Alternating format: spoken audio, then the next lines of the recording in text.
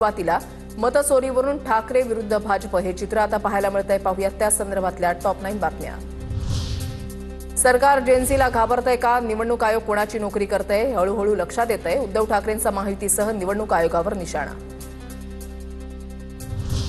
ठाकरेंना फक्त मराठी माणसाची दुबार मतदार यादी दिसली। आरोप करत आशिष शेलारांकडून मुस्लिम मतदारांच्या यादीचं वाचन। सत्याच्या मोर्चाविरोधात आशिष शेलारांचा पत्रकार परिषदेमध्ये लावले तो व्हिडिओ। नाना पटोले, संदीप क्षीरसागर, वरुण सरदेसाईंसह अनेक मतदारसंघांमधील आकडेवारी सांगत मतचोरीचा आरोप। मुख्यमंत्री फडणवीसांना पप्पू ठरवल्याबद्दल शेलारांचे आभार। उद्धव ठाकरेंनी दिवसलं। शेलारांनीही आमच्यासोबत कोर्टामध्ये यावं। फडणवीस शेलारांमध्ये काहीतरी बिनसल्याची शंका ठाकरेंकडून व्यक्त।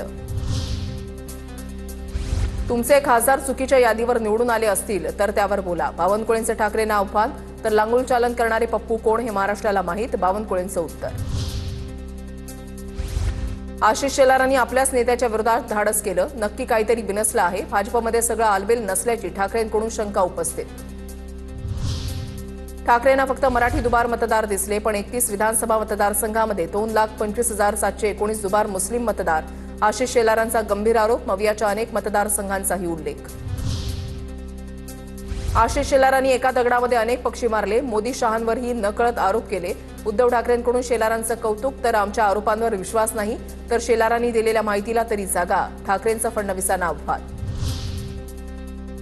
कोणाचं मतदान झालं याची यादी ग्रामपंचायतीबाहेर का लावत नाही? आशिष शेलारांच्या आरोपांवरून माळशिरसचे आमदार उत्तम जानकरांचा सवाल।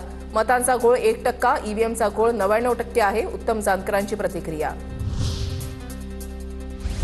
साकोली मतदारसंघामध्ये मुस्लिमांची संख्या नाही। आशिष शेलारांनी हवेत फेकणं बंद करावं। आमच्या प्रश्नाला निवडणूक आयोगानं उत्तर द्यायचं आहे, भाजपने उत्तर द्यायचं नाही। नाना पटोलेंचा शेलारांवर पलटवार।